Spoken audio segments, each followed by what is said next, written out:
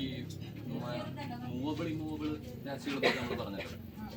അതായത് ചരം സ്ഥിരം എന്ന് പറയുന്ന രാശി. അതിന്റെ എന്താ പ്രത്യേകത എന്ന് വെച്ച് കഴിഞ്ഞാല് നമ്മൾ ചാർട്ട് നോക്കുമ്പോൾ ഫോക്കൽ പ്ലാനറ്റുകൾ എന്ന് പറയും. സൂര്യൻ, ചന്ദ്രൻ, പിന്നെ ലഗ്നാലോഡ്. അതായത് ഒരാളെ സംബന്ധിച്ചിട്ടുള്ള ഏറ്റവും ഇമ്പോർട്ടൻ്റ് ആയിട്ടുള്ള പ്ലാനറ്റുകൾ. ഒരാളുടെ ലഗ്നാലോഡ് ഏതാണ്, പിന്നെ സൺ ഏതാണ്, മൂൺ ഏതാണ്. സണ്ണിന്റെ പ്രത്യേകത സൺ ആത്മകാരകനാണ്. അതുകൊണ്ടാണ് സണ്ണിന് അത്ര പ്രത്യേകത. ഒരാളുടെ ആത്മാവിന്റെ സുഖം എന്തിനെ റെപ്രസെന്റ് ചെയ്യുന്നു, അയാളുടെ ആത്മാവ് ആഗ്രഹിക്കുന്നതായിരിക്കും. മൂന്ന് പറഞ്ഞു കഴിഞ്ഞാൽ മനഃക്കാരകനാണ്, അതായത് മനസ്സിന്റെ സുഖം. ഓക്കെ. അപ്പൊ ഈ പിന്നെ ലഗ്നാലോഡ് എന്ന് പറഞ്ഞാൽ നമ്മൾ തന്നെ. അപ്പൊ ഒരാളുടെ സണ്ണോ മൂണോ ലഗ്നാലോഡോ അല്ലെങ്കിൽ ഇത് മൂന്നോ ഇപ്പൊ സ്ഥിര രാശിയിൽ നിൽക്കുകയാണെന്ന് വിചാരിക്കുക, അത് ഇമ്മൂവബിൾ ആയിട്ടുള്ള രാശികളിൽ നിൽക്കുകയാണെന്ന് വിചാരിക്കുക, ഇത് മൂന്നും. അങ്ങനെയാണെങ്കിൽ ഇവർ വളരെ ഞാൻ പിടിച്ച മുയലിന് 3 കൊമ്പ് എന്ന് പറയുന്ന ആളുകളില്ല. അതുപോലെ വളരെ അഡമൻ്റ് ആയ ആളുകളായിരിക്കും. അവരൊരു തീരുമാനം എടുത്തു കഴിഞ്ഞാൽ എന്ത് വിഷയം വന്നാലും അവരതിൽ നിന്ന് മാറില്ല.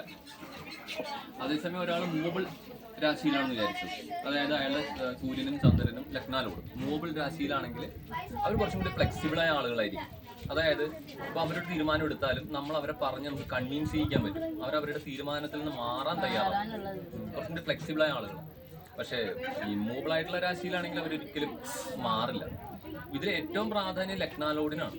അതായത് ഇപ്പം സൂര്യൻ ചരരാശി നിൽക്കുന്നു, മൂണ് മൂവബിൾ ആയിട്ടുള്ള അതായത് ചരരാശി നിൽക്കുന്നു, ലഗ്നാലോഡ് സ്ഥിരരാശി നിൽക്കുന്നെങ്കിൽ നമ്മൾ കൂടുതൽ പ്രാധാന്യം കൊടുക്കുന്നത് എപ്പോഴും ലഗ്നാലോഡിനാണ്.